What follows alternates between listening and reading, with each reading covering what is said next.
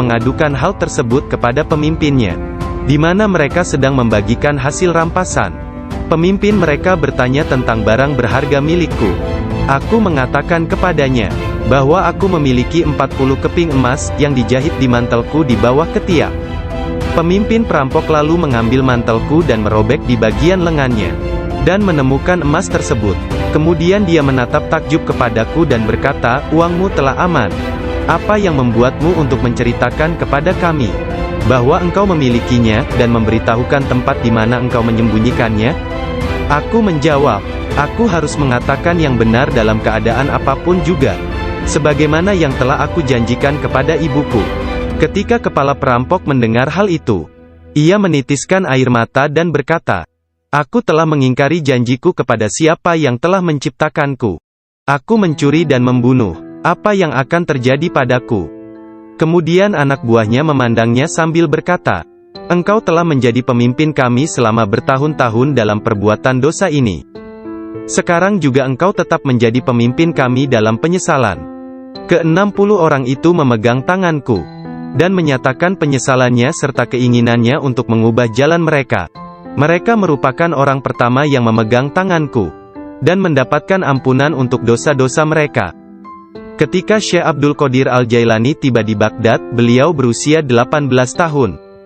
Tatkala dia mencapai pintu gerbang kota, Nabi Khidir muncul dan menghalanginya untuk memasuki kota.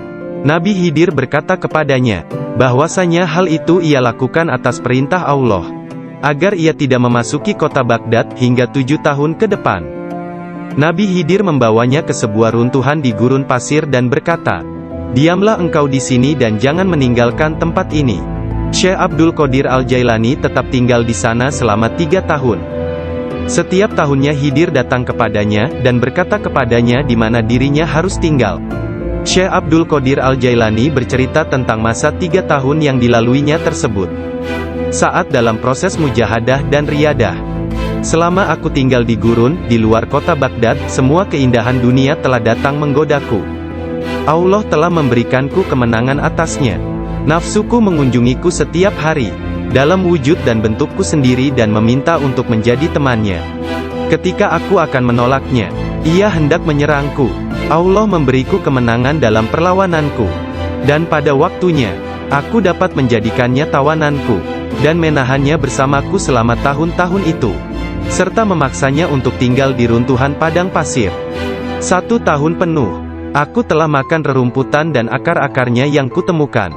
Dan aku tidak minum air apapun. Tahun yang lain aku minum air, tetapi tidak makan apapun. Tahun selanjutnya aku makan, tidak minum ataupun tidur. Sepanjang waktu itu, aku hidup dalam runtuhan dari istana raja-raja kuno Parsi di Kurb. Aku berjalan dengan kaki telanjang, tanpa alas kaki di atas duri padang pasir, dan tidak merasakan apapun. Setiap kali aku melihat sebuah batu atau bukit yang terjal, aku memanjatnya. Aku tidak memberikan istirahat 1 menit pun, atau menyenangkan nafsuku kepada keinginan-keinginan rendah badaniyah, jasmaniku. Pada akhir dari masa 7 tahun itu, aku mendengar satu suara pada suatu malam, "Hai Abdul Qadir, engkau sekarang diizinkan memasuki kota Baghdad." Aku tiba di Baghdad dan melewatkan beberapa hari di sana. Tetapi aku tidak dapat berada di sana dalam keadaan yang penuh hasutan, kejahatan, tipu daya, yang telah menjadi kebiasaan kota.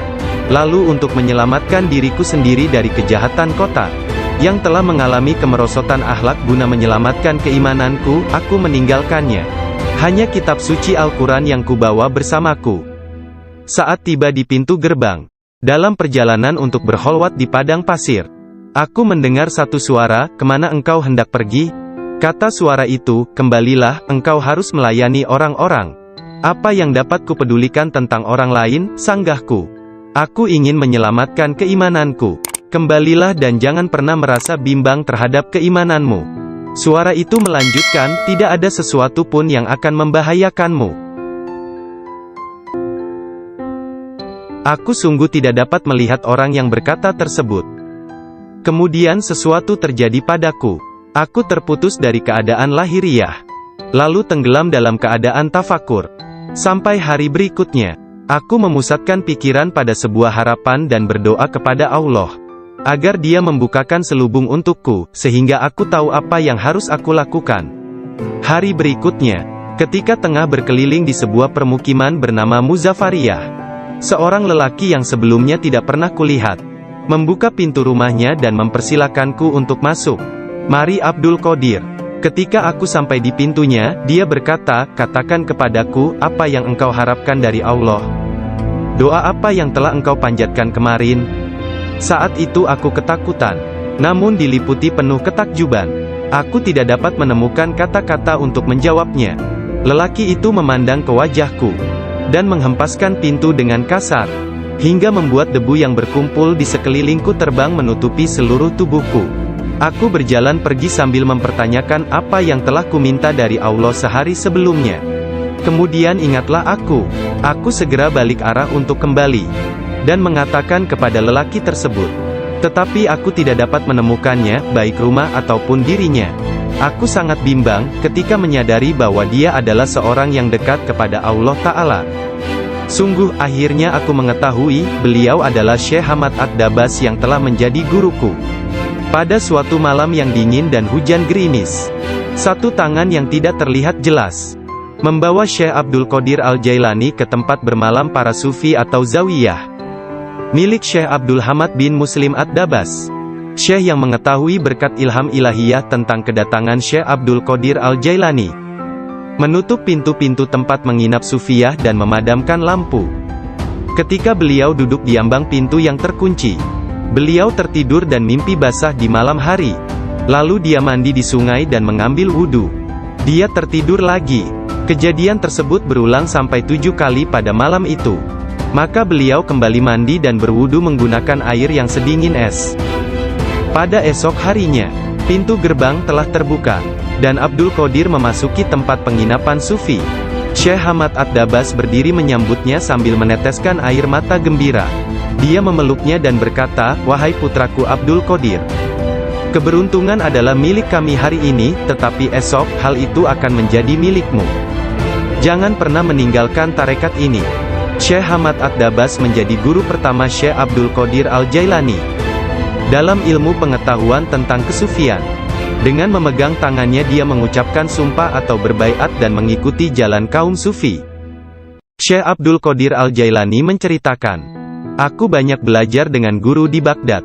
Tetapi setiap kali aku tidak dapat memahami sesuatu, atau menemukan secara kebetulan suatu rahasia yang ingin aku ketahui, Syekh Hamad Ad-Dabas menerangkannya kepadaku.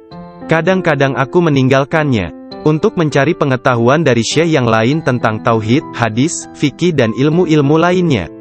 Setiap kali aku kembali, beliau berkata kepadaku, 'Dari mana saja engkau?' Kita telah memiliki demikian banyak makanan yang sangat bagus untuk tubuh, pikiran dan jiwa kita, sementara engkau telah pergi, dan kami tidak dapat menahan sesuatu untukmu." Pada waktu lain, beliau berkata, "Demi Allah, kemanakah engkau pergi? Adakah seseorang di sekitar sini, yang mengetahui lebih banyak daripadamu?"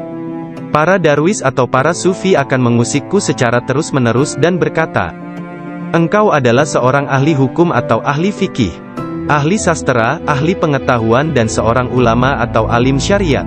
Urusan apa yang engkau miliki di antara kita? Mengapa engkau tidak keluar dari sini?" Syekh Hamad Ad-Dabas memarahi mereka dan berkata, "Betapa memalukan kalian ini. Aku bersumpah bahwa tidak ada seorang pun seperti dia di antara kalian. Tidak ada seorang pun di antara kalian yang akan naik di atas jari kakinya.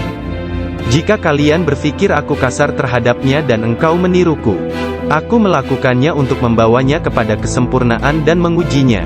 Aku melihat dia dalam dunia spiritual yang keras seperti batu, besar seperti gunung." Syekh Abdul Qadir Al-Jailani merupakan contoh tauladan terbesar dari kenyataan bahwa dalam Islam, mencari ilmu pengetahuan adalah kewajiban suci untuk semua orang, laki-laki dan perempuan dari ayunan hingga liang kubur. Dia menjadi orang bijak terbesar di zamannya. Dia menghafal Al-Quran Al-Karim, dan mempelajari penafsirannya dari Ali Abul Wafa Al-Kail, Abu Hatab Mahfuz, dan Abul Hasan Muhammad Al-Qadi. Menurut beberapa sumber, Abdul Qadir Al-Jailani belajar dengan Qadi Abu Said Al-Mubarak bin Muharrami, ulama terbesar pada zamannya di Baghdad. Meskipun telah mempelajari ilmu-ilmu pengetahuan tentang jalan mistik dari Syekh Hamad Ad-Dabas, dan memasuki jalan tasawuf melalui tangannya, namun Syekh Abdul Qadir Al-Jailani telah diberi hirkah, jubah kesufian, sebagai simbol dari jubah Rasulullah oleh Qadi Abu Said. Garis silsilah ijazah spiritual dari Qadi Abu Said Al-Mubarak bin Ali Al-Muharami, melalui Syekh Abu Hasan Ali bin Muhammad Al-Qurashi, dari Abul Faraj At-Tursusi dari At-Tamimi, dari Syekh Abu Bakar As-Shibli dari Abul Qasim Al-Junaid, dari Sari As-Sakati dari Ma'ruf Al-Karhi, dari Dawud At-Tayyah dari Habib Al-Jami, dari Hasan Al-Basri dari Imam Ali bin Abi Talib. Imam Ali menerima hirkah, jubah kesufian, dari tangan mulia Nabi Muhammad kekasih Allah, Tuhan semesta alam, dan beliau menerimanya dari malaikat utama Jibril alaihi salam, yang menerimanya dari kebenaran Tuhan, Allah Azza wa Jalla. Seseorang bertanya kepada Syekh Abdul Qadir Al-Jailani, apakah yang dia terima dari Allah Ta'ala? Beliau menjawab, tingkah laku dan pengetahuan yang baik. Qadi Abu Said Al-Muharami berkata, sesungguhnya Abdul Qadir Al-Jailani menerima hirkah dari tanganku, tetapi aku juga menerima hirkah dari tangannya. Qadi Abu Said Al-Muharami mengajar di sebuah madrasah miliknya sendiri, di Babul Az di Baghdad. Kemudian dia memberikan madrasah tersebut kepada Syekh Abdul Qadir Al-Jailani, yang mulai mengajar di sana. Syekh Abdul Qadir Al-Jailani telah berusia 50 tahun lebih pada waktu itu. Kata-kata dan ucapannya mempesona dan menakjubkan, sehingga menggugah hati orang-orang yang mendengarnya. Para murid dan jemaahnya semakin berkembang pesat dalam jumlah yang banyak, sehingga tidak ada tempat, baik di dalam ataupun di sekitar madrasah tersebut, untuk menampung para pengikutnya. Syekh Abdul Qadir Al-Jailani berkata mengenai permulaan mengajarnya, pada suatu pagi aku melihat Rasulullah, beliau bertanya kepadaku, mengapa engkau tidak berbicara? Aku berkata, aku adalah orang Persia, bagaimana aku dapat berbicara dengan bahasa Arab yang indah dari Baghdad? Buka mulutmu, beliau berkata, dan kulakukan perintah beliau. Nabi Muhammad lantas meniup nafasnya ke mulutku 7 kali. Lalu berkata, pergilah, tunjukilah umat manusia, dan ajaklah mereka kepada jalan Tuhanmu, dengan bijak dan kata-kata indah. Aku menjalankan sholat zuhur, dan aku melihat orang telah ramai sedang menungguku berbicara. Ketika melihat mereka, aku menjadi gembira, namun lidahku seakan gantinya, wahai orang yang diberkati, datanglah kepadaku. Dalam keadaan ketakutan, aku pergi dan mencari ketenangan di balik lengan ibuku. Sekarang, bahkan dalam ketaatan penuh dan halwat yang panjang, aku tidak dapat mendengar dengan jelas suara tersebut. Ketika Abdul Qadir Al-Jailani ditanya oleh seseorang, apa kuncinya yang membawa dirinya pada tingkatan spiritual yang tinggi? Beliau berkata, kejujuran yang telah aku janjikan kepada ibuku. Abdul Qadir Al-Jailani menceritakannya sebagai berikut.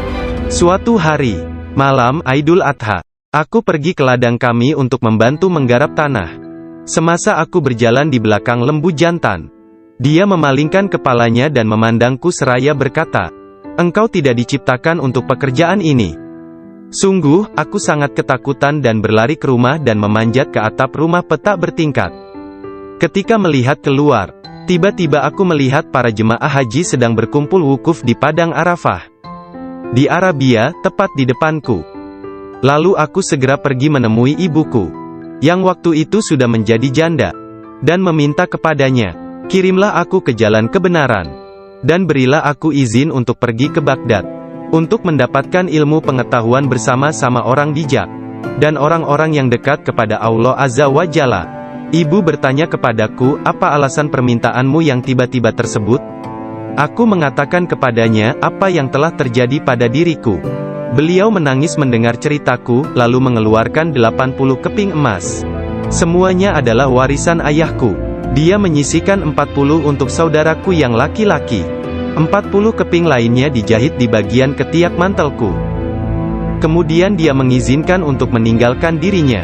Sebelum membiarkan aku pergi, beliau menasehatiku bahwa aku harus berkata benar, dan menjadi orang yang jujur apapun yang terjadi. Ibu melepas kepergianku dengan kata-kata, mudah-mudahan Allah melindungi dan membimbingmu wahai anakku. Aku memisahkan diriku sendiri dari orang yang paling mencintaiku karena Allah. Aku tahu bahwa aku tidak akan dapat melihatmu sampai hari pengadilan terakhir tiba. Aku bergabung dengan sebuah kafilah yang pergi ke Baghdad. Ketika kami telah meninggalkan kota Hamadan, sekelompok perampok jalanan, 60 penunggang kuda yang gagah menyerang kami. Mereka mengambil segala sesuatu yang dibawa kafilah tersebut. Salah seorang di antara mereka datang kepadaku dan bertanya, "Hai anak muda, harta apa yang engkau miliki?" Aku menceritakan kepadanya bahwa aku memiliki 40 keping emas. Dia bertanya, "Di mana kau simpan?" Aku mengatakan, "Di bawah lenganku." Dia tertawa dan meninggalkanku sendiri. Penjahat lainnya datang dan menanyakan hal yang sama. Dan aku pun mengatakan hal yang sebenarnya. Dia juga meninggalkanku sendirian. Aku pikir mereka pasti hendak mengadukan hal tersebut kepada pemimpinnya, di mana mereka sedang membagikan hasil rampasan. Pemimpin mereka bertanya tentang barang berharga milikku. Aku mengatakan kepadanya, bahwa aku memiliki 40 keping emas, yang dijahit di mantelku di bawah ketiak. Pemimpin perampok lalu mengambil mantelku dan merobek di bagian lengannya, dan menemukan emas tersebut. Kemudian dia menatap takjub kepadaku dan berkata, "Uangmu telah aman. Apa yang membuatmu untuk menceritakan kepada kami bahwa engkau memilikinya, dan memberitahukan tempat di mana engkau menyembunyikannya?" Aku menjawab, "Aku harus mengatakan yang benar dalam keadaan apapun juga, sebagaimana yang telah aku janjikan kepada ibuku." Ketika kepala perampok mendengar hal itu, ia menitiskan air mata dan berkata, "Aku telah mengingkari janjiku kepada siapa yang telah menciptakanku. Aku mencuri dan membunuh. Apa yang akan terjadi padaku?" Kemudian anak buahnya memandangnya sambil berkata, "Engkau telah menjadi pemimpin kami selama bertahun-tahun dalam perbuatan dosa ini. Sekarang juga engkau tetap menjadi pemimpin kami dalam penyesalan." Ke-60 orang itu memegang tanganku, dan menyatakan penyesalannya serta keinginannya untuk mengubah jalan mereka. Mereka merupakan orang pertama yang memegang tanganku, dan mendapatkan ampunan untuk dosa-dosa mereka. Ketika Syekh Abdul Qadir Al-Jailani tiba di Baghdad, beliau berusia 18 tahun. Tatkala dia mencapai pintu gerbang kota, Nabi Khidir muncul dan menghalanginya untuk memasuki kota. Nabi Khidir berkata kepadanya, bahwasanya hal itu ia lakukan atas perintah Allah, agar ia tidak memasuki kota Baghdad hingga 7 tahun ke depan. Nabi Khidir membawanya ke sebuah runtuhan di gurun pasir dan berkata, "Diamlah engkau di sini dan jangan meninggalkan tempat ini." Syekh Abdul Qadir Al-Jailani tetap tinggal di sana selama 3 tahun. Setiap tahunnya Khidir datang kepadanya, dan berkata kepadanya di mana dirinya harus tinggal. Syekh Abdul Qadir Al-Jailani bercerita tentang masa 3 tahun yang dilaluinya tersebut. Saat dalam proses mujahadah dan riyadah. "Selama aku tinggal di gurun, di luar kota Baghdad, semua keindahan dunia telah datang menggodaku. Allah telah memberikanku kemenangan atasnya. Nafsuku mengunjungiku setiap hari, dalam wujud dan bentukku sendiri dan meminta untuk menjadi temannya. Ketika aku akan menolaknya, ia hendak menyerangku. Allah memberiku kemenangan dalam perlawananku. Dan pada waktunya, aku dapat menjadikannya tawananku, dan menahannya bersamaku selama tahun-tahun itu, serta memaksanya untuk tinggal di runtuhan padang pasir. 1 tahun penuh, aku telah makan rerumputan dan akar-akarnya yang kutemukan. Dan aku tidak minum air apapun. Tahun yang lain aku minum air, tetapi tidak makan apapun. Tahun selanjutnya aku makan, tidak minum ataupun tidur. Sepanjang waktu itu, aku hidup dalam runtuhan dari istana raja-raja kuno Parsi di Kurb. Aku berjalan dengan kaki telanjang, tanpa alas kaki di atas duri padang pasir, dan tidak merasakan apapun. Setiap kali aku melihat sebuah batu atau bukit yang terjal, aku memanjatnya. Aku tidak memberikan istirahat 1 menit pun, atau menyenangkan nafsuku kepada keinginan-keinginan rendah badaniyah jasmaniku. Pada akhir dari masa 7 tahun itu, aku mendengar satu suara pada suatu malam, "Hai Abdul Qadir, engkau sekarang diizinkan memasuki kota Baghdad." Aku tiba di Baghdad dan melewatkan beberapa hari di sana. Tetapi aku tidak dapat berada di sana dalam keadaan yang penuh hasutan, kejahatan, tipu daya, yang telah menjadi kebiasaan kota. Lalu untuk menyelamatkan diriku sendiri dari kejahatan kota, yang telah mengalami kemerosotan akhlak, guna menyelamatkan keimananku, aku meninggalkannya. Hanya kitab suci Al-Quran yang kubawa bersamaku. Saat tiba di pintu gerbang, dalam perjalanan untuk berkholwat di padang pasir, aku mendengar satu suara, "Kemana engkau hendak pergi?" Kata suara itu, "Kembalilah, engkau harus melayani orang-orang." "Apa yang dapat kupedulikan tentang orang lain?" sanggahku. "Aku ingin menyelamatkan keimananku. Kembalilah dan jangan pernah merasa bimbang terhadap keimananmu." Suara itu melanjutkan, "Tidak ada sesuatu pun yang akan membahayakanmu." Aku sungguh tidak dapat melihat orang yang berkata tersebut. Kemudian sesuatu terjadi padaku. Aku terputus dari keadaan lahiriah, lalu tenggelam dalam keadaan tafakur. Sampai hari berikutnya, aku memusatkan pikiran pada sebuah harapan dan berdoa kepada Allah, agar Dia membukakan selubung untukku, sehingga aku tahu apa yang harus aku lakukan.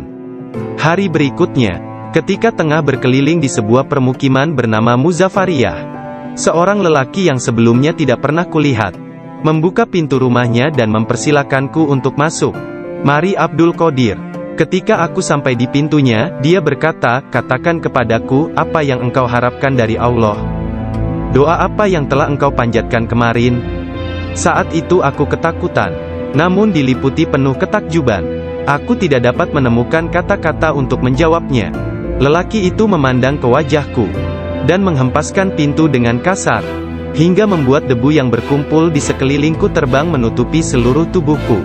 Aku berjalan pergi sambil mempertanyakan apa yang telah kuminta dari Allah sehari sebelumnya. Kemudian ingatlah aku. Aku segera balik arah untuk kembali, dan mengatakan kepada lelaki tersebut. Tetapi aku tidak dapat menemukannya, baik rumah ataupun dirinya. Aku sangat bimbang, ketika menyadari bahwa dia adalah seorang yang dekat kepada Allah Ta'ala. Sungguh, akhirnya aku mengetahui, beliau adalah Syekh Hamad Ad-Dabas yang telah menjadi guruku.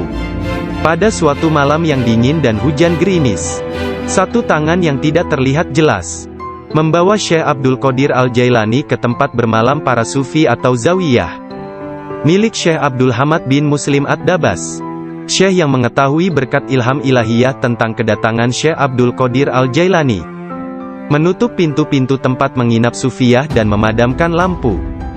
Ketika beliau duduk di ambang pintu yang terkunci, beliau tertidur dan mimpi basah di malam hari. Lalu dia mandi di sungai dan mengambil wudhu. Dia tertidur lagi. Kejadian tersebut berulang sampai 7 kali pada malam itu. Maka beliau kembali mandi dan berwudhu menggunakan air yang sedingin es.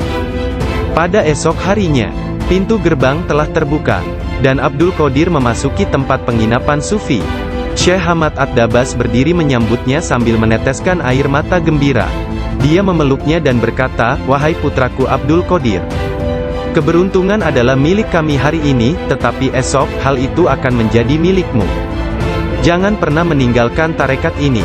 Syekh Hamad Ad-Dabas menjadi guru pertama Syekh Abdul Qadir Al-Jailani dalam ilmu pengetahuan tentang kesufian. Dengan memegang tangannya dia mengucapkan sumpah atau berbaiat dan mengikuti jalan kaum sufi. Syekh Abdul Qadir Al-Jailani menceritakan, "Aku banyak belajar dengan guru di Baghdad. Tetapi setiap kali aku tidak dapat memahami sesuatu, atau menemukan secara kebetulan suatu rahasia yang ingin aku ketahui, Syekh Hamad Ad-Dabas menerangkannya kepadaku.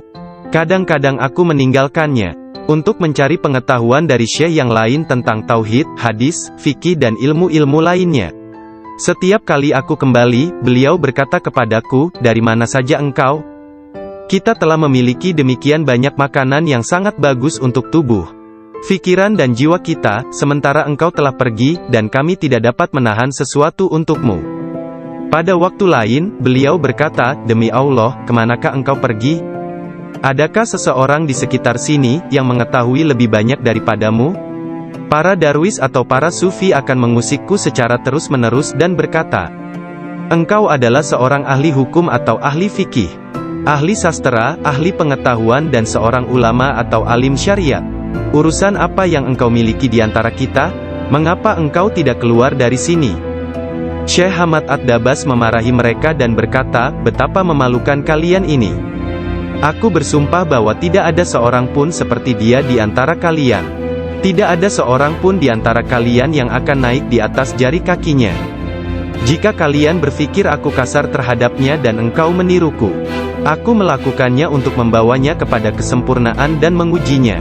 Aku melihat dia dalam dunia spiritual yang keras seperti batu, besar seperti gunung. Syekh Abdul Qadir Al-Jailani merupakan contoh tauladan terbesar dari kenyataan bahwa dalam Islam, mencari ilmu pengetahuan adalah kewajiban suci untuk semua orang, laki-laki dan perempuan dari ayunan hingga liang kubur. Dia menjadi orang bijak terbesar di zamannya. Dia menghafal Al-Quran Al-Karim dan mempelajari penafsirannya dari Ali Abul Wafa Al-Kail, Abu Hatab Mahfuz, dan Abul Hasan Muhammad Al-Qadi. Menurut beberapa sumber, Abdul Qadir Al-Jailani belajar dengan Qadi Abu Said Al-Mubarak bin Muharrami, ulama terbesar pada zamannya di Baghdad. Meskipun telah mempelajari ilmu-ilmu pengetahuan tentang jalan mistik dari Syekh Hamad Ad-Dabas, dan memasuki jalan tasawuf melalui tangannya, namun Syekh Abdul Qadir Al-Jailani telah diberi hirkah, jubah kesufian, sebagai simbol dari jubah Rasulullah oleh Qadi Abu Said. Garis silsilah ijazah spiritual dari Qadi Abu Said Al-Mubarak bin Ali Al-Muharrami, melalui Syekh Abu Hasan Ali bin Muhammad Al-Qurashi, dari Abul Faraj At-Tursusi dari At-Tamimi, dari Syekh Abu Bakar As-Shibli dari Abul Qasim Al-Junaid, dari Sari As-Sakati dari Ma'ruf Al-Karhi, dari Dawud At-Tayyah dari Habib Al-Jami, dari Hasan Al-Basri dari Imam Ali bin Abi Talib. Imam Ali menerima hirkah, jubah kesufian, dari tangan mulia Nabi Muhammad kekasih Allah, Tuhan semesta alam, dan beliau menerimanya dari malaikat utama Jibril alaihi salam, yang menerimanya dari kebenaran Tuhan, Allah Azza wa Jalla. Seseorang bertanya kepada Syekh Abdul Qadir Al-Jailani, apakah yang dia terima dari Allah Ta'ala? Beliau menjawab, tingkah laku dan pengetahuan yang baik. Qadi Abu Said Al-Muharrami berkata, sesungguhnya Abdul Qadir Al-Jailani menerima hirkah dari tanganku, tetapi aku juga menerima hirkah dari tangannya. Qadi Abu Said Al-Muharrami mengajar di sebuah madrasah miliknya sendiri, di Babul Az di Baghdad. Kemudian dia memberikan madrasah tersebut kepada Syekh Abdul Qadir Al-Jailani, yang mulai mengajar di sana. Syekh Abdul Qadir Al-Jailani telah berusia 50 tahun lebih pada waktu itu. Kata-kata dan ucapannya mempesona dan menakjubkan, sehingga menggugah hati orang-orang yang mendengarnya. Para murid dan jemaahnya semakin berkembang pesat dalam jumlah yang banyak, sehingga tidak ada tempat, baik di dalam ataupun di sekitar madrasah tersebut, untuk menampung para pengikutnya. Syekh Abdul Qadir Al-Jailani berkata mengenai permulaan mengajarnya, pada suatu pagi aku melihat Rasulullah, beliau bertanya kepadaku, mengapa engkau tidak berbicara? Aku berkata, aku adalah orang Persia, bagaimana aku dapat berbicara dengan bahasa Arab yang indah dari Baghdad? Buka mulutmu, beliau berkata, dan kulakukan perintah beliau. Nabi Muhammad lantas meniup nafasnya ke mulutku 7 kali. Lalu berkata, pergilah, tunjukilah umat manusia, dan ajaklah mereka kepada jalan Tuhanmu, dengan bijak dan kata-kata indah. Aku menjalankan sholat zuhur, dan aku melihat orang telah ramai sedang menungguku berbicara. Ketika melihat mereka, aku menjadi gembira, namun lidahku seakan-akan terkunci. Kemudian aku melihat Imam Ali bin Abi Talib yang diberkati. Dia mendatangiku dan memintaku untuk membuka mulut. Kemudian meniupkan nafasnya sendiri ke dalam mulutku sebanyak 6 kali. Aku bertanya, mengapa Anda tidak melakukannya sebanyak 7 kali, seperti yang dilakukan Rasulullah? Sayyidina Ali berkata, karena rasa hormatku kepada Rasulullah. Kemudian Sayyidina Ali pun menghilang. Dari mulutku yang terbuka, keluarlah kata-kata, sesungguhnya fikiran adalah juru selam, menyelam jauh ke dalam lautan hati untuk menemukan mutiara kebijaksanaan.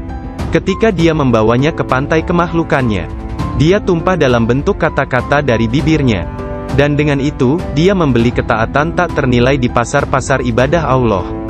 Kemudian aku berkata, dalam suatu malam, seperti salah satu dari malamku, jika seseorang di antaramu hendak membunuh keinginan-keinginan rendahnya, kematian akan terasa begitu manis, sehingga engkau tidak akan dapat merasakan sesuatu yang lain di dunia ini. Sejak saat itu, walau bagaimanapun keadaannya, sekalipun bangun atau tidur, aku tetap mempertahankan tugasku mengajar. Banyak sekali pengetahuan tentang keimanan dan agama dalam diriku. Jika tidak berbicara dan menuangkannya keluar, Aku akan merasakan bahwa hal itu akan menenggelamkan diriku.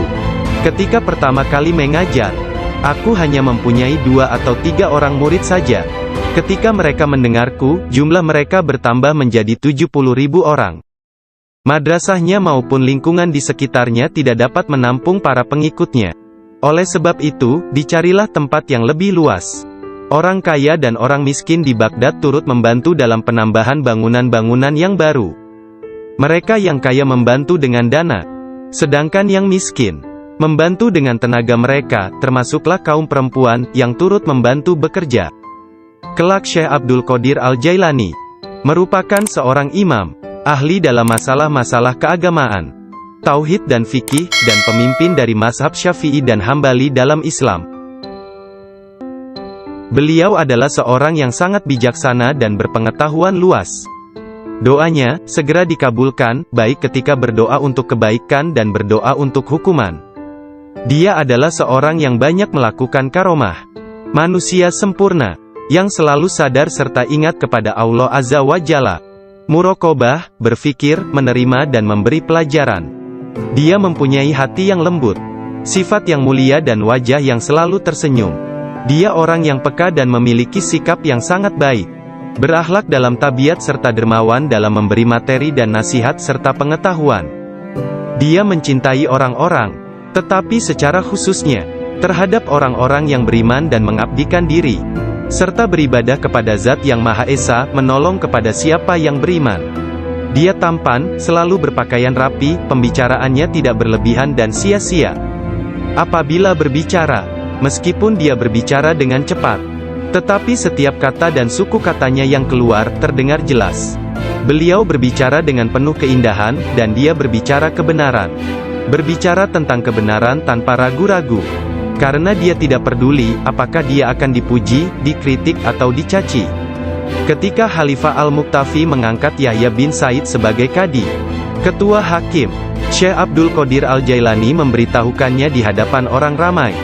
Dengan mengatakan, Anda telah mengangkat seorang tiran, orang yang zalim, yang paling buruk sebagai hakim atas orang-orang yang beriman. Biarlah kita lihat, bagaimana Anda akan menjawab untuk diri Anda sendiri kelak. Ketika Anda dihadapkan kepada hakim yang maha agung, Allah Azza wa Jalla, Tuhan semesta alam. Mendengar hal ini, Khalifah tergoncang dan meneteskan air mata, lalu ia segera memecat sang hakim. Penduduk kota Baghdad mengalami kemajuan dalam hal akhlak dan rohani dan tingkah laku. Melalui pengaruhnya, kebanyakan warga kota bertaubat dan menyatakan penyesalan, mengikuti akhlak yang baik dan perintah-perintah Islam.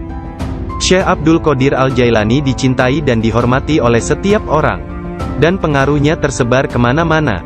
Orang-orang berbudi mencintainya, sedangkan para tiran, orang yang zalim, dan orang jahat takut kepadanya.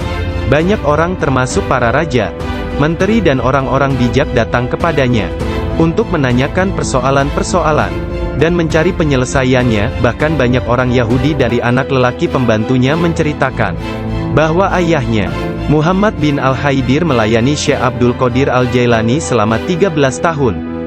Dirinya tidak pernah melihat seekor lalat hinggap pada dirinya, dan tidak pula dia pernah melihat membuang ingus di halayak ramai.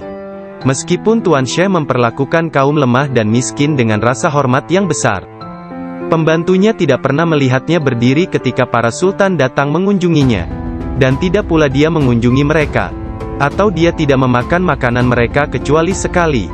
Ketika seorang raja datang berkunjung kepadanya, dia meninggalkan ruang jamuan, dan datang kembali setelah raja dan pesta jamuannya selesai, sehingga mereka akan menyambutnya dengan berdiri. Ketika dia menulis surat kepada Khalifah, Khalifah mengatakan bahwa Syekh Abdul Qadir Al-Jailani memerintahkannya untuk melakukan ini atau itu, dan bahwa hal itu merupakan kewajiban bagi Khalifah untuk mentaatinya, karena dia adalah pemimpin mereka. Apabila Khalifah menerima surat seperti itu, dia akan mencium surat itu sebelum dia membacanya dan berkata, Syekh Abdul Qadir Al-Jailani benar. Sesungguhnya dia mengatakan kebenaran. Abu Hasan, salah seorang hakim agung pada masa itu, menceritakan, aku mendengar Khalifah Al-Muqtafi berkata kepada menterinya Ibnu Hubaira, Syekh Abdul Qadir Al-Jailani mentertawakanku. Dan hal itu amat jelas bagi orang-orang di sekitarnya, bahwa yang dia maksudkan adalah aku. Dilaporkan kepadaku, bahwa dia menunjukkan sebuah pohon kurma di kebunnya dan berkata, "Engkau lebih baik bekerja, jangan bepergian terlalu jauh, atau aku akan memenggal kepalamu. Sekarang kamu, wahai Ibnu Hubairah, pergi dan berbicaralah kepadanya seorang diri dan katakan, Anda jangan mengejek dan mengancam khalifah. Anda harus tahu bahwa kedudukan khalifah adalah suci dan harus dihormati." Sang menteri Ibnu Hubairah pun pergi kepada Syekh Abdul Qadir Al-Jailani, dan melihatnya sedang berkumpul dengan kerumunan orang ramai. Dalam pembicaraannya pada satu pokok, tiba-tiba Syekh Abdul Qadir menyatakan, "Sesungguhnya aku akan memenggal kepalanya juga." Sang menteri merasa bahwa yang Syekh maksudkan adalah dia. Sang menteri pun ketakutan. Dia pun melarikan diri, dan mengisahkan apa yang terjadi terhadap dirinya kepada khalifah. Mendengar kisahnya, sang khalifah meneteskan air mata dan berkata, "Sungguh, Syekh Abdul Qadir Al-Jailani adalah orang yang hebat." Lalu, khalifah pergi sendiri menemui Syekh. Pada pertemuan tersebut, Syekh memberinya banyak nasihat, dan khalifah tak bisa membendung air matanya dan terus menangis. Meskipun sangat belas kasihan, dan memiliki pribadi dan sikap yang sangat baik, lemah lembut dan mencintai, menepati janji, adil dan keras dalam pengadilannya, Syekh Abdul Qadir Al-Jailani tidak pernah memperlihatkan kemarahan. Apabila kesalahan tersebut hanya menyangkut pribadinya, tetapi sesuatu kesalahan yang dilakukan terhadap keimanan dan agama, dia akan marah besar dan memberi hukuman yang berat.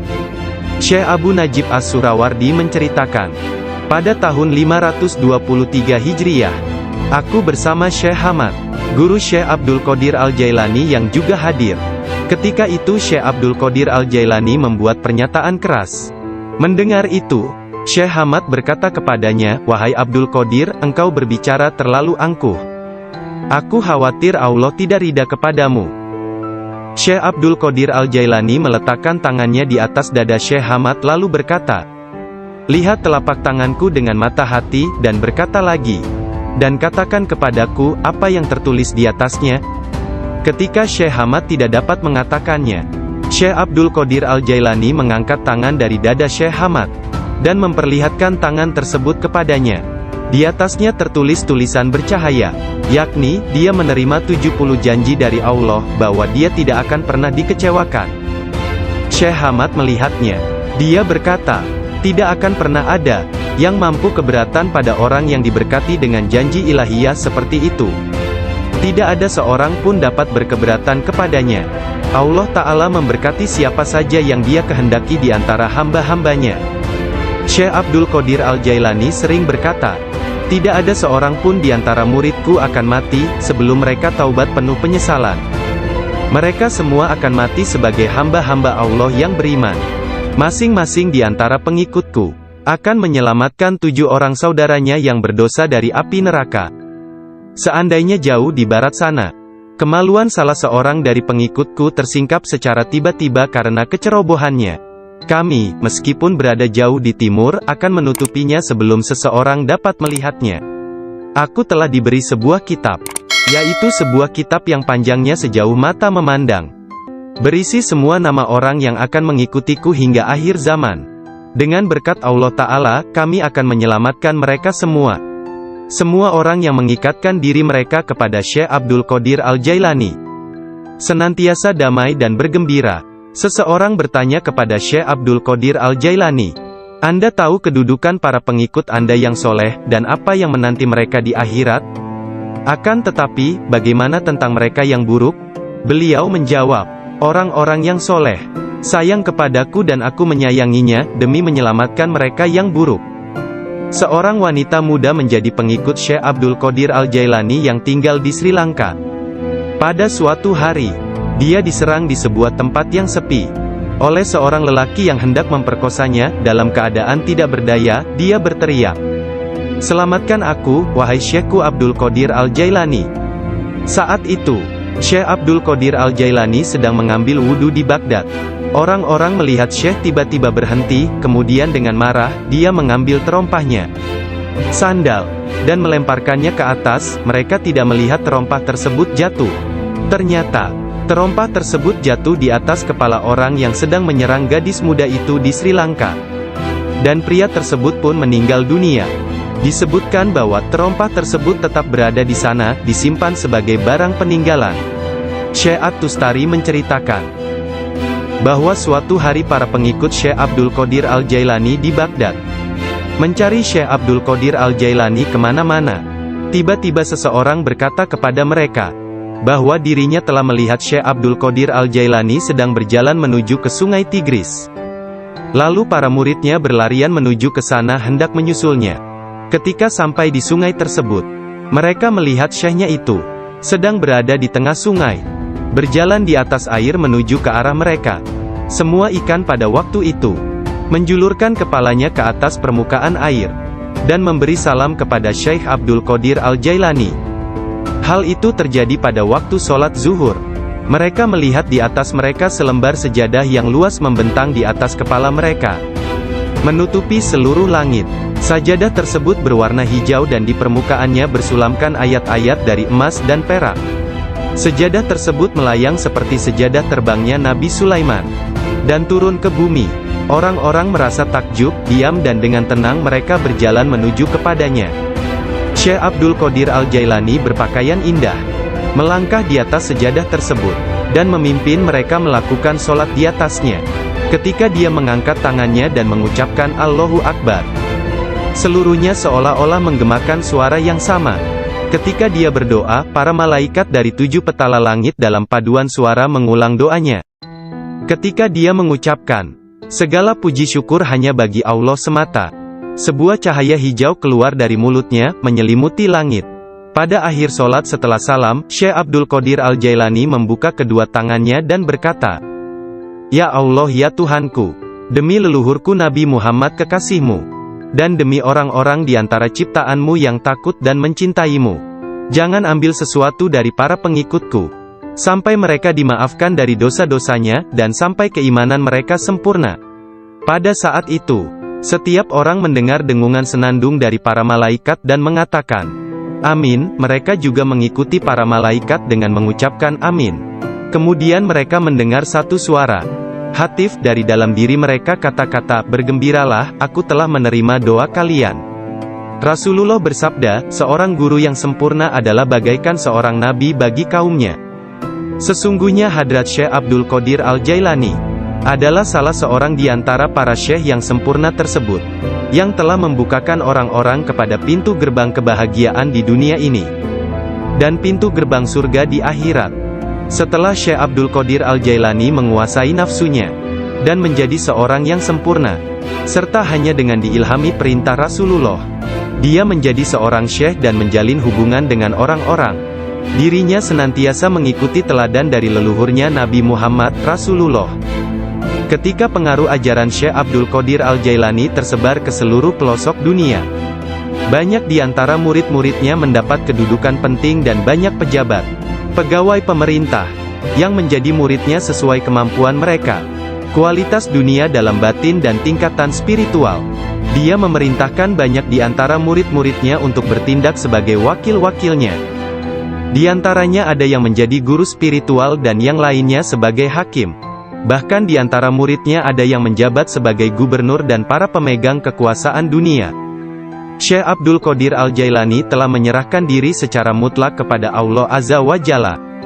Malam-malamnya berlalu dengan sedikit atau bahkan tanpa tidur, dalam doa dan muraqabah menyendiri. Dia menghabiskan hari-harinya sebagai seorang pengikut sejati Nabi Muhammad, dalam berkhidmat dalam kemanusiaan 3 kali dalam seminggu.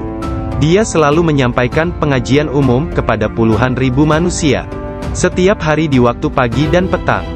Dia memberi pengajaran tafsir Al-Quran, hadis, ilmu tauhid, ilmu fikih dan tasawuf.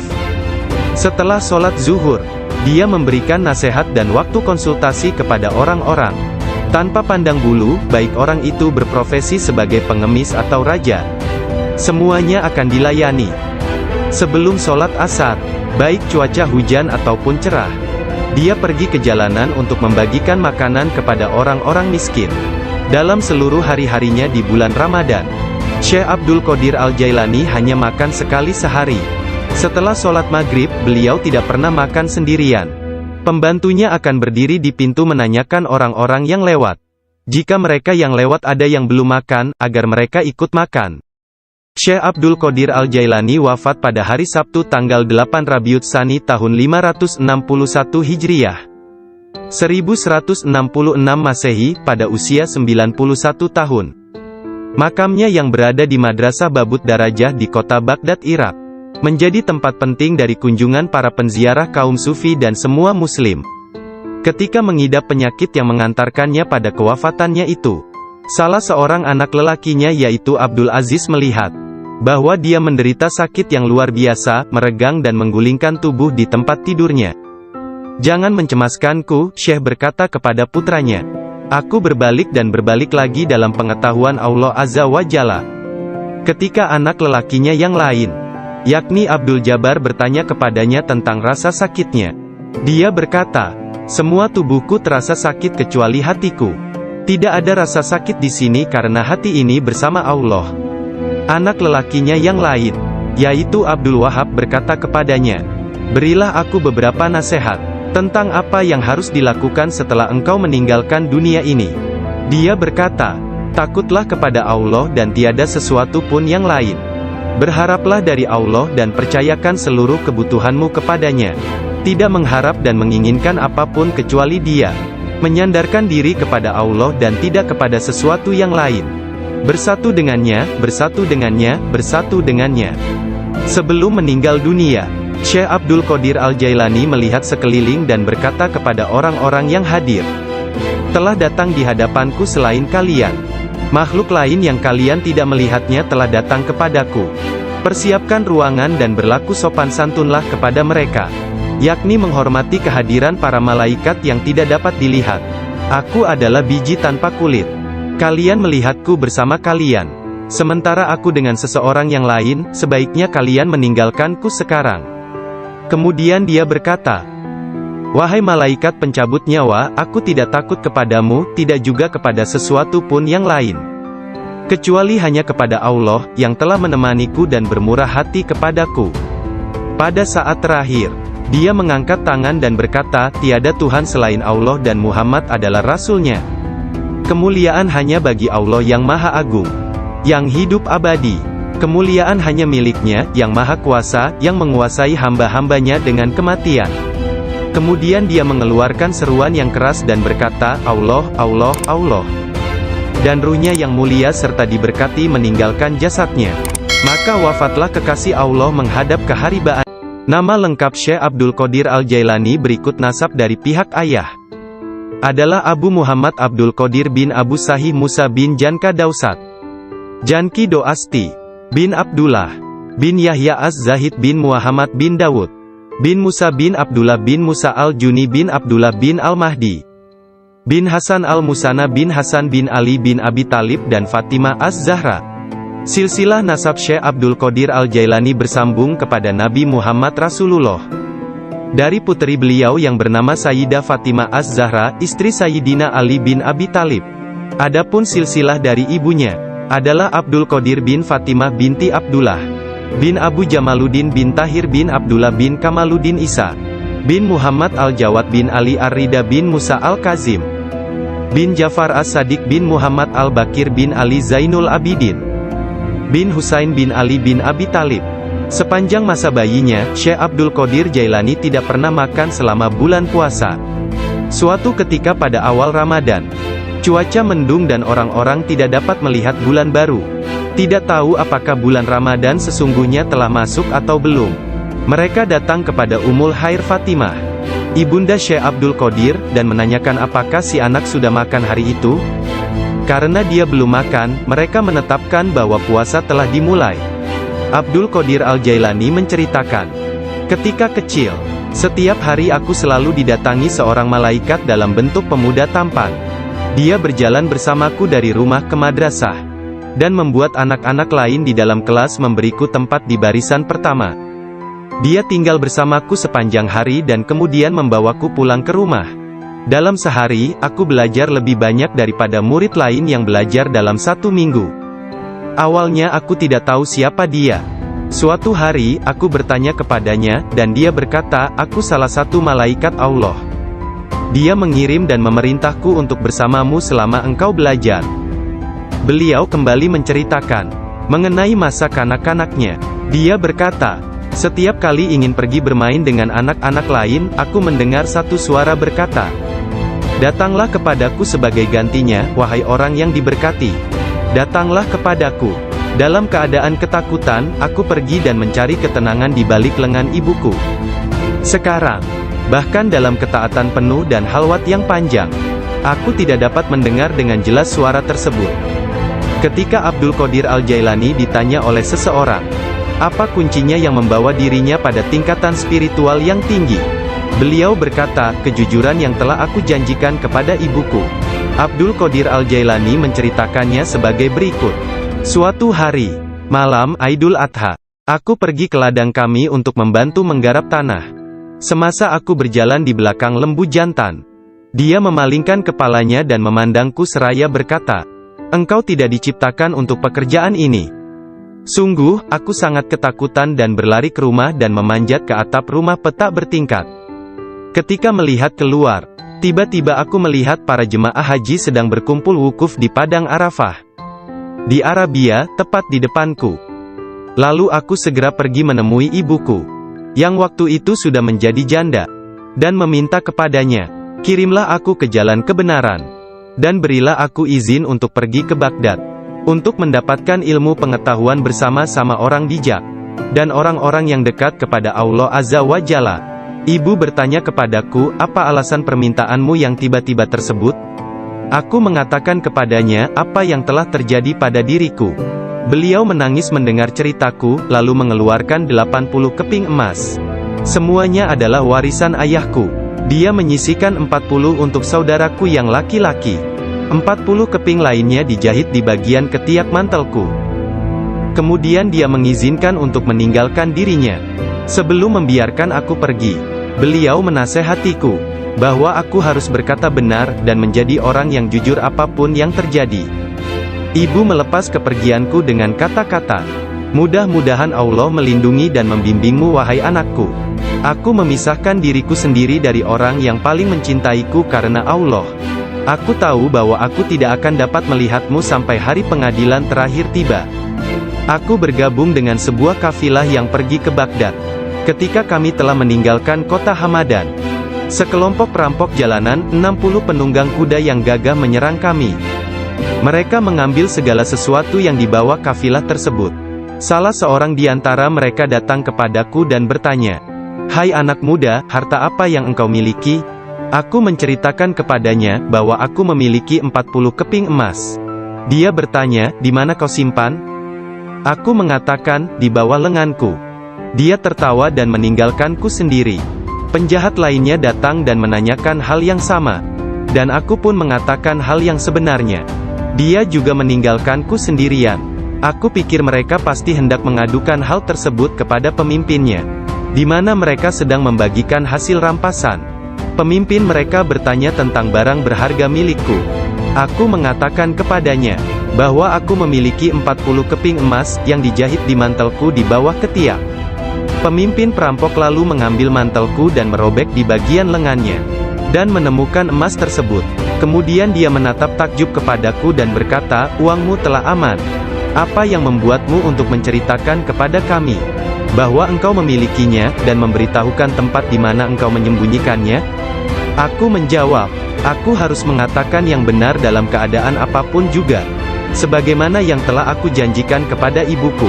Ketika kepala perampok mendengar hal itu, ia menitiskan air mata dan berkata, aku telah mengingkari janjiku kepada siapa yang telah menciptakanku.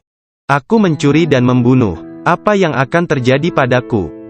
Kemudian anak buahnya memandangnya sambil berkata, engkau telah menjadi pemimpin kami selama bertahun-tahun dalam perbuatan dosa ini. Sekarang juga engkau tetap menjadi pemimpin kami dalam penyesalan. Ke-60 orang itu memegang tanganku, dan menyatakan penyesalannya serta keinginannya untuk mengubah jalan mereka. Mereka merupakan orang pertama yang memegang tanganku, dan mendapatkan ampunan untuk dosa-dosa mereka. Ketika Syekh Abdul Qadir Al-Jailani tiba di Baghdad, beliau berusia 18 tahun. Tatkala dia mencapai pintu gerbang kota, Nabi Khidir muncul dan menghalanginya untuk memasuki kota. Nabi Khidir berkata kepadanya, bahwasanya hal itu ia lakukan atas perintah Allah, agar ia tidak memasuki kota Baghdad hingga 7 tahun ke depan. Nabi Khidir membawanya ke sebuah runtuhan di gurun pasir dan berkata, diamlah engkau di sini dan jangan meninggalkan tempat ini. Syekh Abdul Qadir Al-Jailani tetap tinggal di sana selama 3 tahun. Setiap tahunnya Khidir datang kepadanya, dan berkata kepadanya di mana dirinya harus tinggal. Syekh Abdul Qadir Al-Jailani bercerita tentang masa 3 tahun yang dilaluinya tersebut. Saat dalam proses mujahadah dan riyadah. Selama aku tinggal di gurun, di luar kota Baghdad, semua keindahan dunia telah datang menggodaku. Allah telah memberikanku kemenangan atasnya. Nafsuku mengunjungiku setiap hari, dalam wujud dan bentukku sendiri dan meminta untuk menjadi temannya. Ketika aku akan menolaknya, ia hendak menyerangku. Allah memberiku kemenangan dalam perlawananku. Dan pada waktunya, aku dapat menjadikannya tawananku, dan menahannya bersamaku selama tahun-tahun itu, serta memaksanya untuk tinggal di runtuhan padang pasir. 1 tahun penuh, aku telah makan rerumputan dan akar-akarnya yang kutemukan. Dan aku tidak minum air apapun. Tahun yang lain aku minum air, tetapi tidak makan apapun. Tahun selanjutnya aku makan, tidak minum ataupun tidur. Sepanjang waktu itu, aku hidup dalam runtuhan dari istana raja-raja kuno Parsi di Kurd. Aku berjalan dengan kaki telanjang, tanpa alas kaki di atas duri padang pasir, dan tidak merasakan apapun. Setiap kali aku melihat sebuah batu atau bukit yang terjal, aku memanjatnya. Aku tidak memberikan istirahat 1 menit pun, atau menyenangkan nafsuku kepada keinginan-keinginan rendah badaniah, jasmaniku. Pada akhir dari masa 7 tahun itu, aku mendengar satu suara pada suatu malam. Hai Abdul Qadir, engkau sekarang diizinkan memasuki kota Baghdad.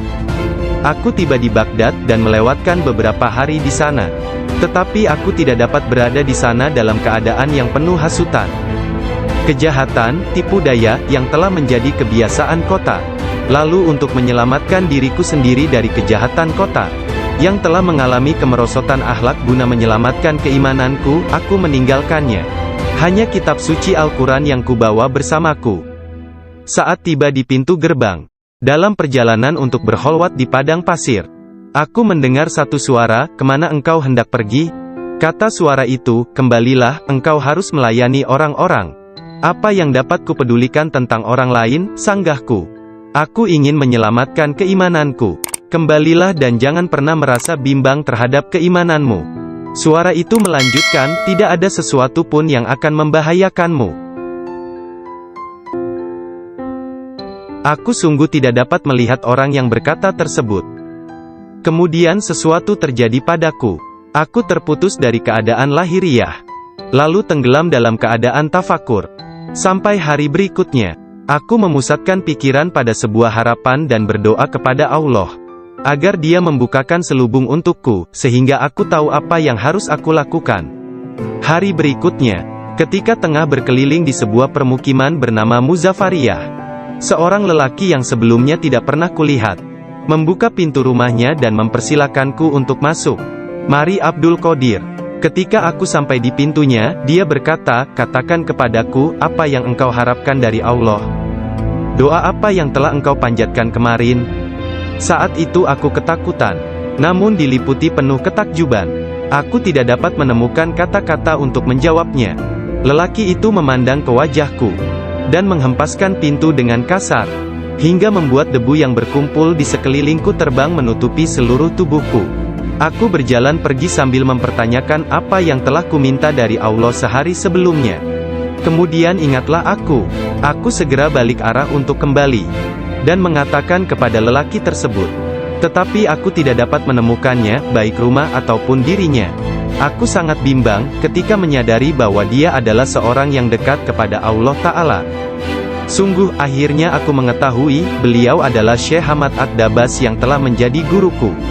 Pada suatu malam yang dingin dan hujan gerimis, satu tangan yang tidak terlihat jelas membawa Syekh Abdul Qadir Al-Jailani ke tempat bermalam para sufi atau zawiyah, milik Syekh Abdul Hamad bin Muslim Ad-Dabas. Syekh yang mengetahui berkat ilham ilahiyah tentang kedatangan Syekh Abdul Qadir Al-Jailani, menutup pintu-pintu tempat menginap Sufiyah dan memadamkan lampu. Ketika beliau duduk di ambang pintu yang terkunci, beliau tertidur dan mimpi basah di malam hari. Lalu dia mandi di sungai dan mengambil wudhu. Dia tertidur lagi. Kejadian tersebut berulang sampai 7 kali pada malam itu.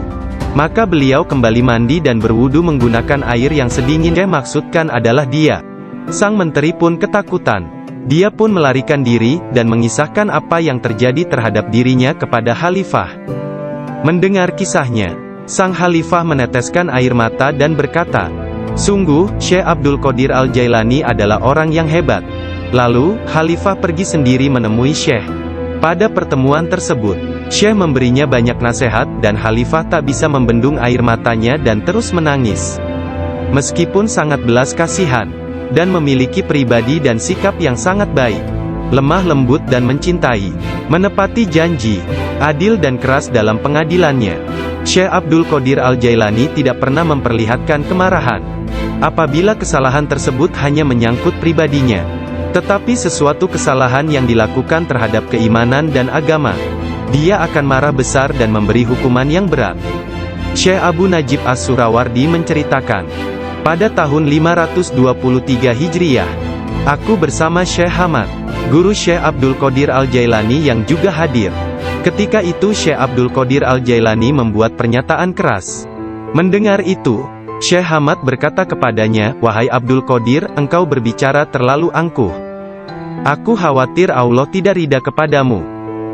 Syekh Abdul Qadir Al-Jailani meletakkan tangannya di atas dada Syekh Hamad lalu berkata, "Lihat telapak tanganku dengan mata hati, dan berkata lagi, dan katakan kepadaku, apa yang tertulis di atasnya."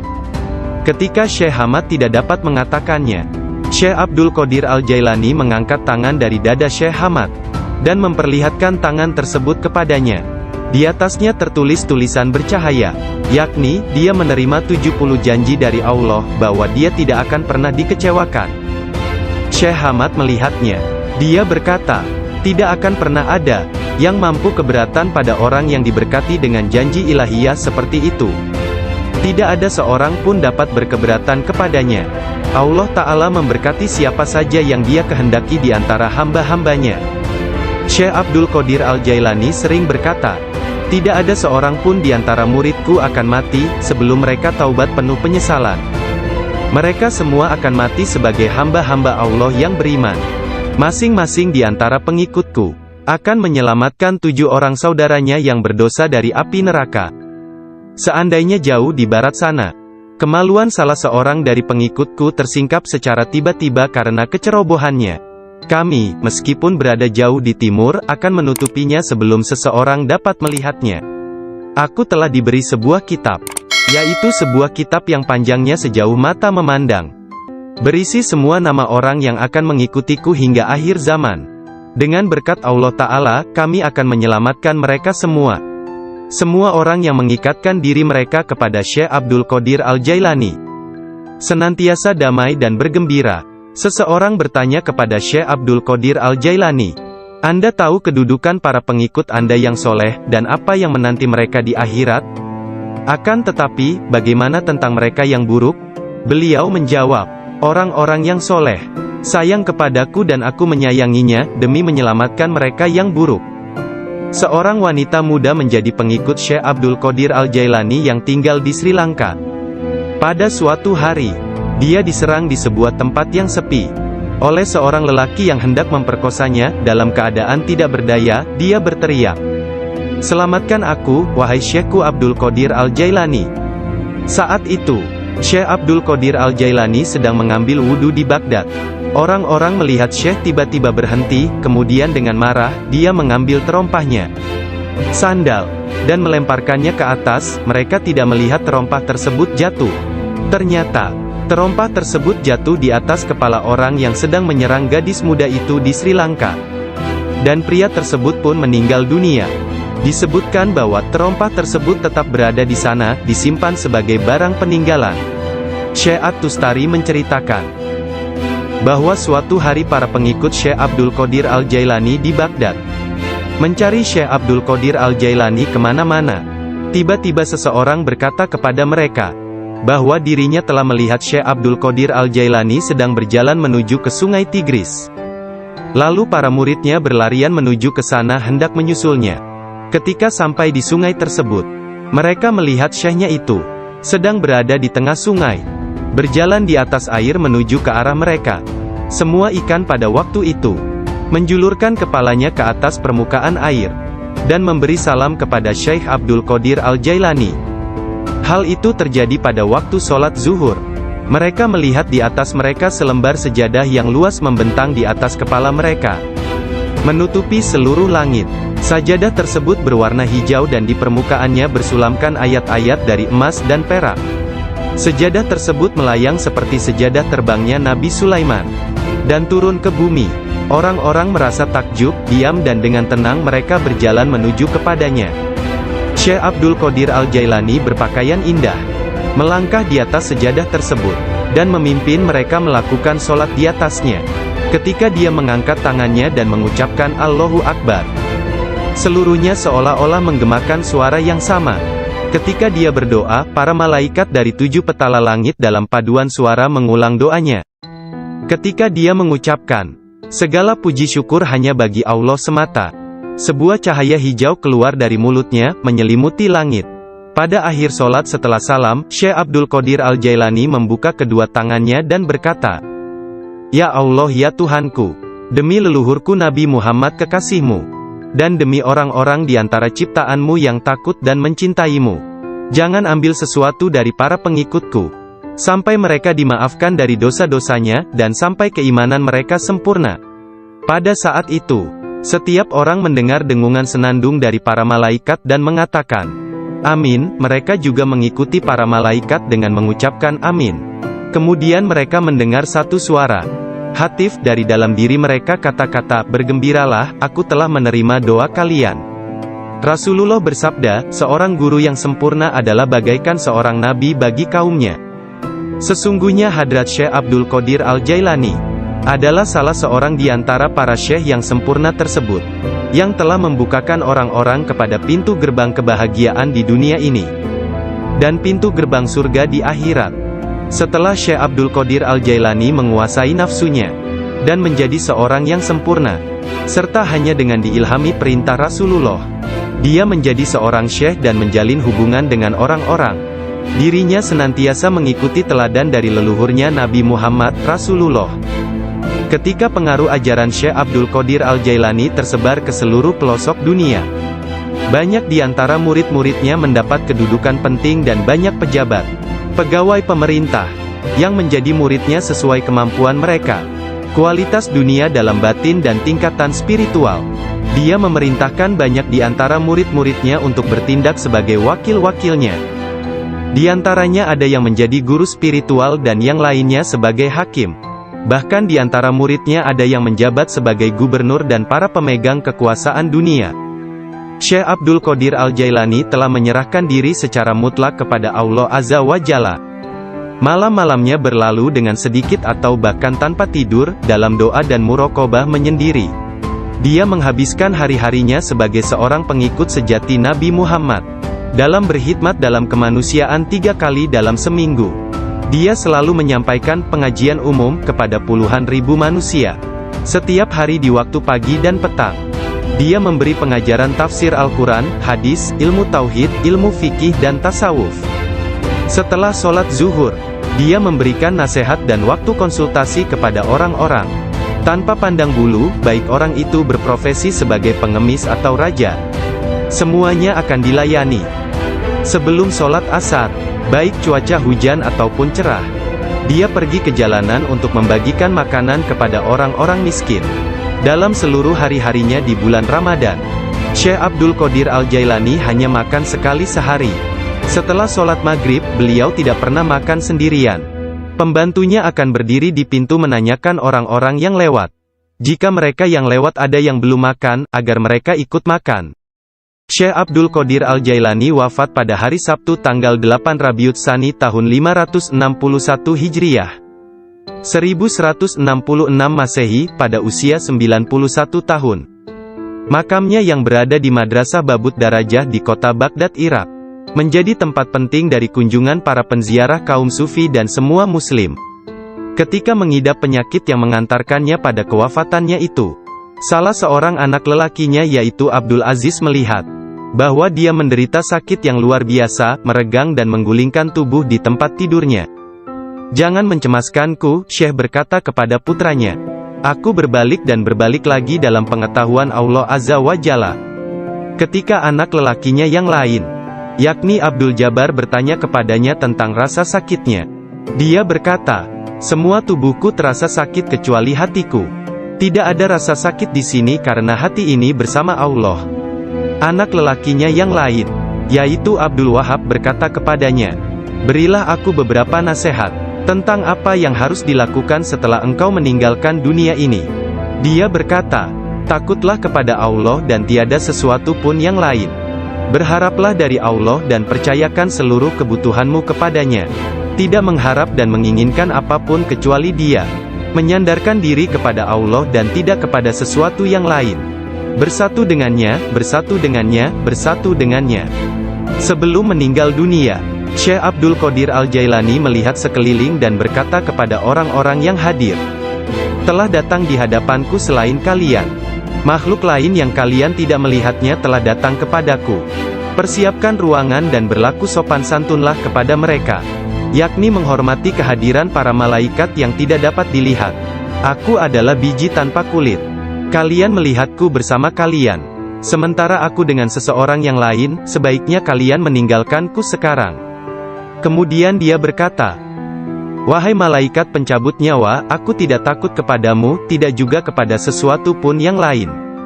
Kecuali hanya kepada Allah, yang telah menemaniku dan bermurah hati kepadaku." Pada saat terakhir, dia mengangkat tangan dan berkata, "Tiada Tuhan selain Allah dan Muhammad adalah Rasul-Nya. Kemuliaan hanya bagi Allah yang Maha Agung, yang hidup abadi. Kemuliaan hanya milik-Nya, yang Maha Kuasa, yang menguasai hamba-hambanya dengan kematian." Kemudian dia mengeluarkan seruan yang keras dan berkata, "Allah, Allah, Allah." Dan ruhnya yang mulia serta diberkati meninggalkan jasadnya. Maka wafatlah kekasih Allah menghadap keharibaan. Nama lengkap Syekh Abdul Qadir Al-Jailani berikut nasab dari pihak ayah adalah Abu Muhammad Abdul Qadir bin Abu Sahih Musa bin Janka Dausat, Janki Doasti, bin Abdullah, bin Yahya Az-Zahid bin Muhammad bin Dawud, bin Musa bin Abdullah bin Musa Al-Juni bin Abdullah bin Al-Mahdi, bin Hasan Al-Musana bin Hasan bin Ali bin Abi Talib dan Fatimah Az-Zahra. Silsilah nasab Syekh Abdul Qadir Al-Jailani bersambung kepada Nabi Muhammad Rasulullah. Dari putri beliau yang bernama Sayyidah Fatimah Az-Zahra, istri Sayyidina Ali bin Abi Talib. Adapun silsilah dari ibunya adalah Abdul Qadir bin Fatimah binti Abdullah, bin Abu Jamaluddin bin Tahir bin Abdullah bin Kamaluddin Isa, bin Muhammad Al-Jawad bin Ali Ar-Rida bin Musa Al-Kazim, bin Jafar As-Sadiq bin Muhammad Al-Bakir bin Ali Zainul Abidin, bin Husain bin Ali bin Abi Talib. Sepanjang masa bayinya, Syekh Abdul Qadir Jailani tidak pernah makan selama bulan puasa. Suatu ketika pada awal Ramadan, cuaca mendung dan orang-orang tidak dapat melihat bulan baru. Tidak tahu apakah bulan Ramadan sesungguhnya telah masuk atau belum. Mereka datang kepada Ummul Khair Fatimah, ibunda Syekh Abdul Qadir, dan menanyakan apakah si anak sudah makan hari itu.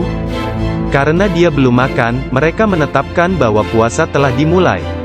Abdul Qadir Al-Jailani menceritakan, "Ketika kecil, setiap hari aku selalu didatangi seorang malaikat dalam bentuk pemuda tampan. Dia berjalan bersamaku dari rumah ke madrasah, dan membuat anak-anak lain di dalam kelas memberiku tempat di barisan pertama. Dia tinggal bersamaku sepanjang hari dan kemudian membawaku pulang ke rumah. Dalam sehari, aku belajar lebih banyak daripada murid lain yang belajar dalam 1 minggu. Awalnya aku tidak tahu siapa dia. Suatu hari, aku bertanya kepadanya, dan dia berkata, 'Aku salah satu malaikat Allah. Dia mengirim dan memerintahku untuk bersamamu selama engkau belajar.' Beliau kembali menceritakan mengenai masa kanak-kanaknya. Dia berkata, 'Setiap kali ingin pergi bermain dengan anak-anak lain, aku mendengar satu suara berkata, "Datanglah kepadaku sebagai gantinya, wahai orang yang diberkati. Datanglah kepadaku." Dalam keadaan ketakutan, aku pergi dan mencari ketenangan di balik lengan ibuku. Sekarang, bahkan dalam ketaatan penuh dan halwat yang panjang, aku tidak dapat mendengar dengan jelas suara tersebut. Ketika Abdul Qadir Al-Jailani ditanya oleh seseorang, apa kuncinya yang membawa dirinya pada tingkatan spiritual yang tinggi? Beliau berkata, kejujuran yang telah aku janjikan kepada ibuku. Abdul Qadir Al-Jailani menceritakannya sebagai berikut. Suatu hari, malam Idul Adha, aku pergi ke ladang kami untuk membantu menggarap tanah. Semasa aku berjalan di belakang lembu jantan, dia memalingkan kepalanya dan memandangku seraya berkata, engkau tidak diciptakan untuk pekerjaan ini. Sungguh, aku sangat ketakutan dan berlari ke rumah dan memanjat ke atap rumah petak bertingkat. Ketika melihat keluar, tiba-tiba aku melihat para jemaah haji sedang berkumpul wukuf di Padang Arafah. Di Arabia, tepat di depanku.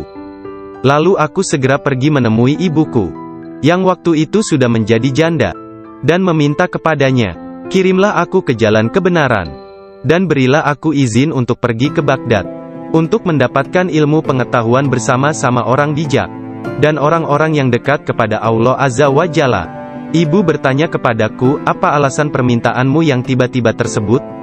Aku mengatakan kepadanya, apa yang telah terjadi pada diriku. Beliau menangis mendengar ceritaku, lalu mengeluarkan 80 keping emas. Semuanya adalah warisan ayahku. Dia menyisihkan 40 untuk saudaraku yang laki-laki. 40 keping lainnya dijahit di bagian ketiak mantelku. Kemudian dia mengizinkan untuk meninggalkan dirinya. Sebelum membiarkan aku pergi, beliau menasehatiku bahwa aku harus berkata benar dan menjadi orang yang jujur apapun yang terjadi. Ibu melepas kepergianku dengan kata-kata, mudah-mudahan Allah melindungi dan membimbingmu wahai anakku. Aku memisahkan diriku sendiri dari orang yang paling mencintaiku karena Allah. Aku tahu bahwa aku tidak akan dapat melihatmu sampai hari pengadilan terakhir tiba. Aku bergabung dengan sebuah kafilah yang pergi ke Baghdad. Ketika kami telah meninggalkan kota Hamadan, sekelompok perampok jalanan, 60 penunggang kuda yang gagah menyerang kami. Mereka mengambil segala sesuatu yang dibawa kafilah tersebut. Salah seorang di antara mereka datang kepadaku dan bertanya, hai anak muda, harta apa yang engkau miliki? Aku menceritakan kepadanya bahwa aku memiliki 40 keping emas. Dia bertanya, di mana kau simpan? Aku mengatakan, di bawah lenganku. Dia tertawa dan meninggalkanku sendiri. Penjahat lainnya datang dan menanyakan hal yang sama, dan aku pun mengatakan hal yang sebenarnya. Dia juga meninggalkanku sendirian. Aku pikir mereka pasti hendak mengadukan hal tersebut kepada pemimpinnya, di mana mereka sedang membagikan hasil rampasan. Pemimpin mereka bertanya tentang barang berharga milikku. Aku mengatakan kepadanya bahwa aku memiliki 40 keping emas yang dijahit di mantelku di bawah ketiak. Pemimpin perampok lalu mengambil mantelku dan merobek di bagian lengannya, dan menemukan emas tersebut. Kemudian dia menatap takjub kepadaku dan berkata, uangmu telah aman. Apa yang membuatmu untuk menceritakan kepada kami bahwa engkau memilikinya, dan memberitahukan tempat di mana engkau menyembunyikannya? Aku menjawab, aku harus mengatakan yang benar dalam keadaan apapun juga, sebagaimana yang telah aku janjikan kepada ibuku. Ketika kepala perampok mendengar hal itu, ia menitiskan air mata dan berkata, aku telah mengingkari janjiku kepada siapa yang telah menciptakanku. Aku mencuri dan membunuh. Apa yang akan terjadi padaku? Kemudian anak buahnya memandangnya sambil berkata, engkau telah menjadi pemimpin kami selama bertahun-tahun dalam perbuatan dosa ini. Sekarang juga engkau tetap menjadi pemimpin kami dalam penyesalan. Ke-60 orang itu memegang tanganku, dan menyatakan penyesalannya serta keinginannya untuk mengubah jalan mereka. Mereka merupakan orang pertama yang memegang tanganku, dan mendapatkan ampunan untuk dosa-dosa mereka. Ketika Syekh Abdul Qadir Al-Jailani tiba di Baghdad, beliau berusia 18 tahun. Tatkala dia mencapai pintu gerbang kota, Nabi Khidir muncul dan menghalanginya untuk memasuki kota. Nabi Khidir berkata kepadanya, bahwasanya hal itu ia lakukan atas perintah Allah, agar ia tidak memasuki kota Baghdad hingga 7 tahun ke depan. Nabi Khidir membawanya ke sebuah runtuhan di gurun pasir dan berkata, diamlah engkau di sini dan jangan meninggalkan tempat ini. Syekh Abdul Qadir Al-Jailani tetap tinggal di sana selama 3 tahun. Setiap tahunnya Khidir datang kepadanya, dan berkata kepadanya di mana dirinya harus tinggal. Syekh Abdul Qadir Al-Jailani bercerita tentang masa 3 tahun yang dilaluinya tersebut. Saat dalam proses mujahadah dan riyadah. Selama aku tinggal di gurun, di luar kota Baghdad, semua keindahan dunia telah datang menggodaku. Allah telah memberikanku kemenangan atasnya. Nafsuku mengunjungiku setiap hari, dalam wujud dan bentukku sendiri dan meminta untuk menjadi temannya. Ketika aku akan menolaknya, ia hendak menyerangku. Allah memberiku kemenangan dalam perlaku melihat para jemaah haji sedang berkumpul wukuf di Padang Arafah. Di Arabia, tepat di depanku. Lalu aku segera pergi menemui ibuku, yang waktu itu sudah menjadi janda, dan meminta kepadanya, kirimlah aku ke jalan kebenaran. Dan berilah aku izin untuk pergi ke Baghdad, untuk mendapatkan ilmu pengetahuan bersama-sama orang bijak, dan orang-orang yang dekat kepada Allah Azza wa Jalla. Ibu bertanya kepadaku, apa alasan permintaanmu yang tiba-tiba tersebut? Aku mengatakan kepadanya, apa yang telah terjadi pada diriku. Beliau menangis mendengar ceritaku, lalu mengeluarkan 80 keping emas. Semuanya adalah warisan ayahku. Dia menyisihkan 40 untuk saudaraku yang laki-laki. 40 keping lainnya dijahit di bagian ketiak mantelku. Kemudian dia mengizinkan untuk meninggalkan dirinya.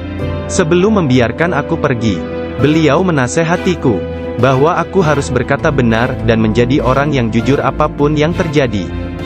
Ibu melepas kepergianku dengan kata-kata, mudah-mudahan Allah melindungi dan membimbingmu wahai anakku.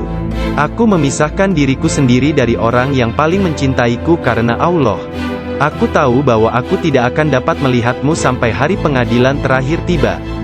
Aku bergabung dengan sebuah kafilah yang pergi ke Baghdad. Ketika kami telah meninggalkan kota Hamadan, sekelompok perampok jalanan, 60 penunggang kuda yang gagah menyerang kami. Mereka mengambil segala sesuatu yang dibawa kafilah tersebut. Salah seorang di antara mereka datang kepadaku dan bertanya, "Hai anak muda, harta apa yang engkau miliki?" Aku menceritakan kepadanya, bahwa aku memiliki 40 keping emas. Dia bertanya, "Di mana kau simpan?" Aku mengatakan, "Di bawah lenganku." Dia tertawa dan meninggalkanku sendiri. Penjahat lainnya datang dan menanyakan hal yang sama. Dan aku pun mengatakan hal yang sebenarnya. Dia juga meninggalkanku sendirian. Aku pikir mereka pasti hendak mengadukan hal tersebut kepada pemimpinnya, di mana mereka sedang membagikan hasil rampasan. Pemimpin mereka bertanya tentang barang berharga milikku. Aku mengatakan kepadanya, bahwa aku memiliki 40 keping emas, yang dijahit di mantelku di bawah ketiak. Pemimpin perampok lalu mengambil mantelku dan merobek di bagian lengannya, dan menemukan emas tersebut. Kemudian dia menatap takjub kepadaku dan berkata, "Uangmu telah aman. Apa yang membuatmu untuk menceritakan kepada kami bahwa engkau memilikinya, dan memberitahukan tempat di mana engkau menyembunyikannya?" Aku menjawab, "Aku harus mengatakan yang benar dalam keadaan apapun juga, sebagaimana yang telah aku janjikan kepada ibuku." Ketika kepala perampok mendengar hal itu, ia menitiskan air mata dan berkata, "Aku telah mengingkari janjiku kepada siapa yang telah menciptakanku. Aku mencuri dan membunuh. Apa yang akan terjadi padaku?" Kemudian anak buahnya memandangnya sambil berkata, "Engkau telah menjadi pemimpin kami selama bertahun-tahun dalam perbuatan dosa ini. Sekarang juga engkau tetap menjadi pemimpin